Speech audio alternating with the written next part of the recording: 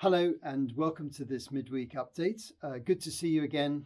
And I've been asked many times in the last few weeks, and other elders have been asked in the church, and other people have discussed what perspective biblically do we have on the coronavirus crisis. Now, obviously, there's a huge amount of stuff on the internet. People are speculating about all sorts of end time issues concerning this crisis and this pandemic that's spreading around the world.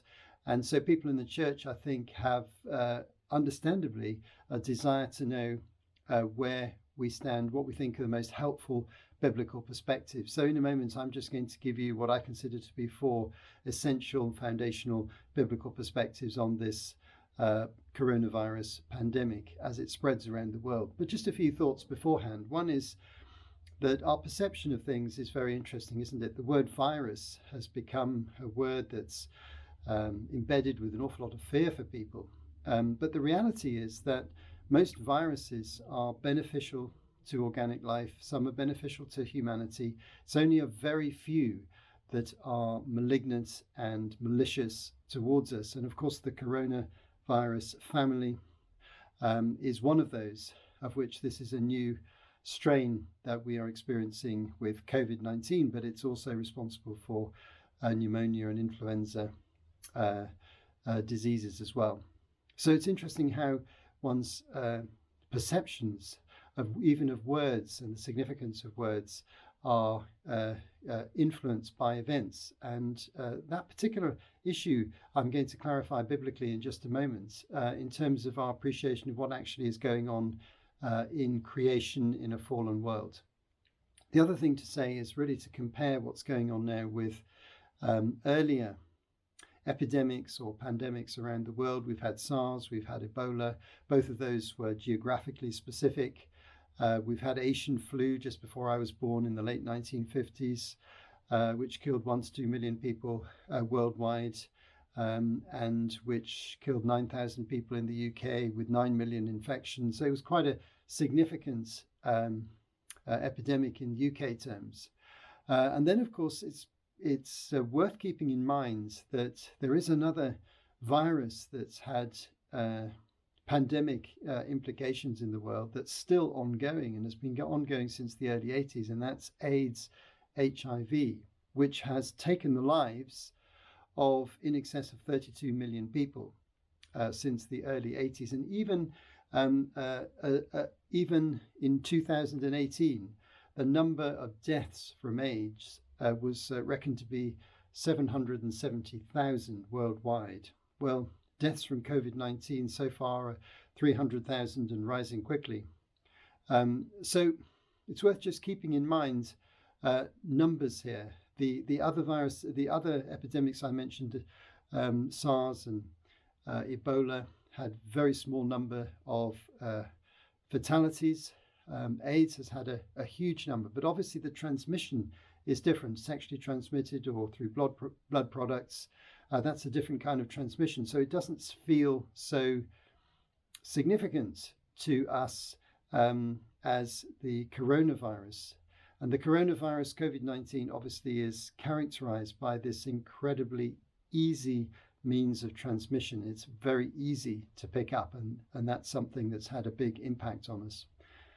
And the other thing that's had a big impact on us is that we, generally speaking, have felt in the Western world, countries like the UK, that we are protected against most of the bacterial diseases through antibiotics and other drugs, and most viruses through vaccines. And suddenly we feel unprotected, incredibly vulnerable, because our medical defenses are not built up yet to deal with this virus. So we feel the impact of this tremendously, and it makes us reflect and consider this to be a unique situation. But it's not at all unique in human history that epidemics should spread very, very widely and become even pandemics regionally across continents. It's happened many, many times before. This has been in the experience of the church. The church has been through many experiences of plagues. It's just not something that we've experienced ourselves. So for us, it feels like a novelty. But in the experience of the church, It's something that happened. It happened in the time of the Reformation with the bubonic plague, outbreaks here and there, happened in the early church, as I'll explain later on. So a lot of our response is based on perception, how we feel in response to the particular threat that's coming upon us. And that threat appears very great to us in this country at this time. However, our starting point today really is going to be a biblical one. And so the first of the four things I want to say biblically are that our expectation as Christians should be that in the natural world, we will always see a combination of two realities. We'll see much of the natural world that functions incredibly well and has the appearance of design. And the second thing that we would expect to see is a degree of dysfunctionality in some organic life and some natural systems. Both of those things are what Christians expect to see. And that is exactly what we do see. And the reason we expect that is because the fall when Adam and Eve decided to be independent of God and sinned, affected not just them, their relationship with God and human relations and so forth. It affected the whole natural world. Now, this is made clear by Paul in Romans 8, verse 20 to 21 is a very interesting passage. He's speaking metaphorically about the natural world, and he's speaking about the sinful environment. For the creation was subjected to frustration when man sinned, not by its own choice, but by the will of the one who subjected it, in hope that the creation itself will be liberated from its bondage to decay and brought into the freedom and glory of the children of God. So this is metaphorical language, but speaking about the natural world not being able to fulfill its full potential, being in a bondage to decay, and the next verse speaks of it groaning. Metaphorical language, but metaphorical language to describe an organic and a physical reality, which is that the perfect creation that God made became partially dysfunctional as a result of the fall of man. And therefore what we see in the natural world is some organic systems, some natural systems that simply don't work right at times. We see disease. And one example is we see viruses, generally beneficial, as I mentioned earlier on, occasionally becoming malignant and harmful to organic life or to human life. COVID-19, the coronavirus family of viruses, is exactly that. But we shouldn't be surprised that occasionally we see these things happen, and they've happened many times before in terms of epidemic and pandemic situations that have occurred in human history. They're very frequent in human history, but easily forgotten by modern people, thinking we've moved past that era. Well, we haven't, as we've seen recently through the tragic events that have unfolded through the spread of the coronavirus. That's the first insight. The dysfunctionality of creation is to be expected.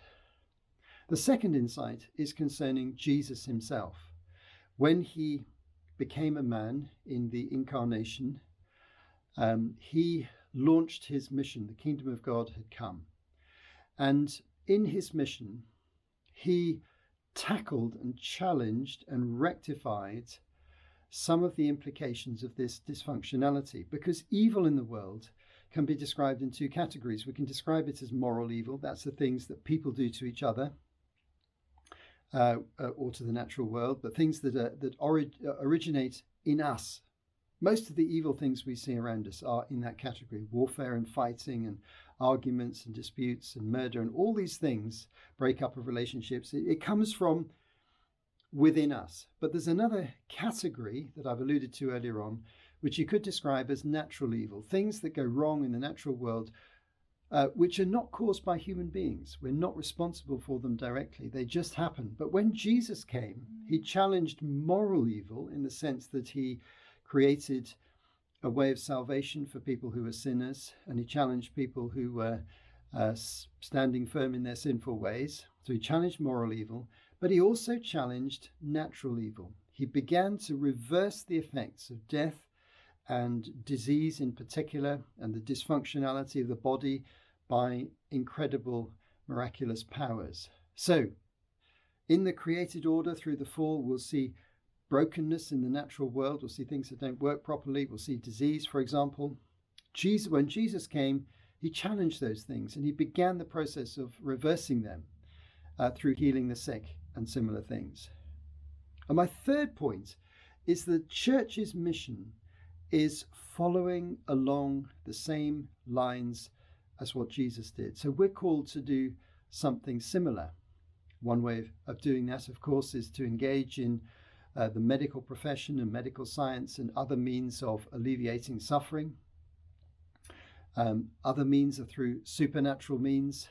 And a third way of doing this is through caring for people who are afflicted by disease. Now, it's very interesting that in the early church, in the first few hundred years after the death of Jesus, when the church was spreading, particularly in the Roman Empire, which was one of the main areas that the church spread quickly in the first 200 or 300 years, church historians tell us that there were two occasions during that time where there was a pandemic across the whole Roman Empire. The first one was in the 2nd century AD, 165 to 180 AD, a period of 15 years, something called the Antonine Plague. And historians tell us, astonishingly, and this is really hard to really take in this statistic, that in the Roman Empire, in that 15-year period, something like 25% of people died of this disease, which might have been smallpox, it might have been measles, or something similar to that. Nobody knows exactly what it was.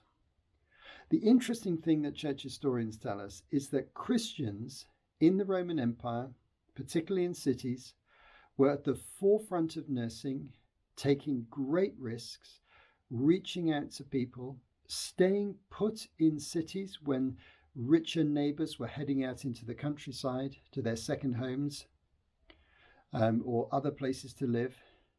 They stayed put and they cared for people, and often they were nursing sick and dying people when no one else would go near them. Now, we have a historical record of this. And a similar thing happened the following century with another plague, the plague of Cyprian, 250 to 270 AD. So twice we have pandemics in the Roman Empire, and we find Christians at the forefront of caring for the victims, taking risks, being on the front foot, coping with the psychological trauma of the fact that a pandemic has broken out, recognizing that some of their own number are going to die, not being afraid of death, and creating a tremendous impact for the gospel. I studied church history to teach it at Sheffield, and one of the things I teach is that one of the reasons for the growth of the early church was the way Christians cared for those who were sick, in complete contrast to their neighbours and their communities and their towns and cities. There was no developed medical service in those days. Of course, people didn't understand the origin and cause of disease in the way that we do now. So people were terrified and frightened and on the run, but Christians were on the front foot. So that's a very interesting perspective. Martin Luther, in the period of the Reformation, when facing an outbreak of the bubonic plague in Germany, decided to keep his family in his city, Wittenberg, not to run away. And he wrote a piece about what Christians did, what Christians should do when plague came. And he wrote an interesting expression there. He said, "We die at our posts, at our positions of responsibility." In other words, Christians face the threat of these things fair and square, not giving in to fear, although being very responsible indeed in order to avoid unnecessary risk.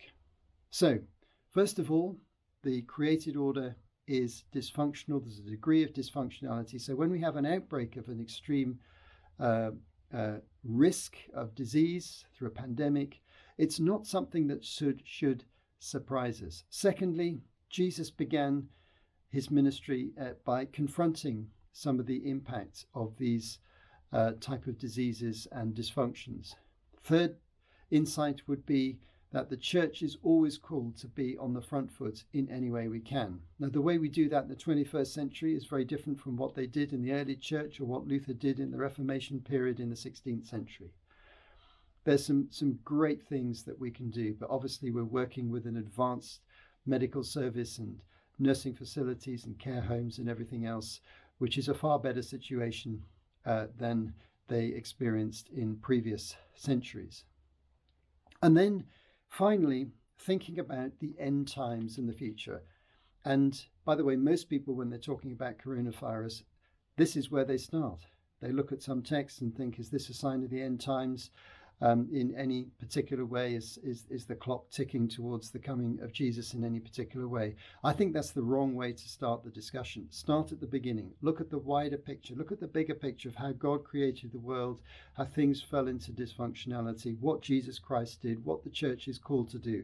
That gives us a good starting point. But it's true to say that Jesus himself, in talking about the end times, his return, did speak in, for example, Matthew chapter 24, a passage that I looked at not so long ago when we were doing a series on the end times in the church. In Matthew 24, he did describe that the natural world and the dysfunctionality in the natural world would be an ever-present issue and, if anything, increase as the time approached for him to return. So I'm just going to read Matthew 24, verses 7 to 8. Nation will rise against nation and kingdom against kingdom. There'll be famines and earthquakes in various places. All these are the beginnings of birth pains. Now, Luke 21, verse 11, which is a parallel passage, adds into there, among famines and earthquakes, pestilences or plagues or pandemic diseases. So they are one experience of humanity that is likely to both continue and also to increase in intensity.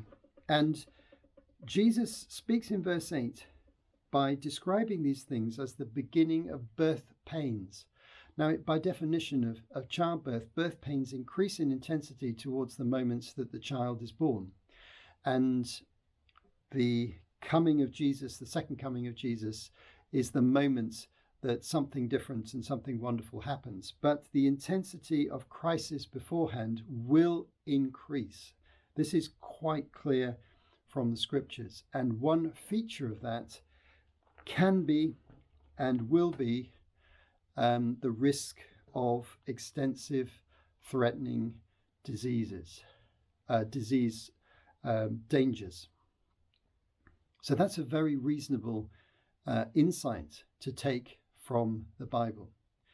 But can we go further than that? Can we be more specific and say that coronavirus is a sign of the end times in a more specific way? I don't know of any biblical text that would justify taking that line of arguments any further down the road. We have these general statements from Jesus, and I don't think it's helpful to speculate further down that way. What we can observe, of course, is that the response of governments to this enormous threat is to increase technological surveillance of human populations, and this carries significant risk in the longer term if those technologies are used for control and in a negative way against human populations. But that trend has been going on for some time anyway, and will be accelerated to a certain extent by the technology that develops as a result of this crisis. So, in summary, I think there are 4 biblical perspectives that will help us to deal with this coronavirus crisis. First of all, a reflection on what we expect to see in the natural world. We expect to see incredible evidence of design, and we expect to see occasional dysfunctionality. We see that in viruses, we see that in organic life, we see that in the human body, we see that in the development of disease. And this is just another manifestation of something we experience all the time. It just happens to be particularly threatening to us because of the lack of medical defense in current circumstances prior to having a vaccine. So that's the first perspective. The second perspective is to ask ourselves the question, well, what did Jesus do when he faced illness and sickness and things that were contagious and dangerous? Is that he confronted them and dealt with them directly. One of the most contagious things in Jesus' day was leprosy, easily caught by human touch and very destructive. People were afraid of leprosy. Lepers had to live in separate leper colonies outside towns and villages. They were separated, they were isolated, they were taken away from mainstream society. That gives a little bit of an echo of some of the things that happen through a virus like coronavirus. And Jesus engaged with lepers. He touched them, he healed them, he restored them, he encouraged them, he called them to faith. So the second insight is around Jesus' mission. He confronted natural evil. And the third insight is the church is called to do the same thing. We can either do it through medical and professional services, through that method, if we're involved in that area, or we can be involved in caring, as I've mentioned, and supporting. So there are a variety of different things that we can do, or we can pray for the supernatural work of God to heal people of COVID-19, and he's well able to do that. And finally, concerning the end times and the future, we can say that coronavirus spreading worldwide is one of the sort of things you might expect in an end time situation where those birth pains of a new age are coming upon the world. But we can't be more specific. We can't pin it to anything more specific than that. And it would be unwise to do so. We should devote our energy to combating COVID-19, to supporting people who are affected, and to seeking ways of advancing the kingdom, even in these difficult circumstances. So this update is just to help you think through this issue from a biblical point of view. I hope that you found this helpful and these four perspectives useful to you. And I hope it strengthens your biblical convictions as we continue to deal with this crisis and pray for God's mercy and his intervention in our nation, as I'm sure you are praying. Thanks for listening, and hope to see you again soon.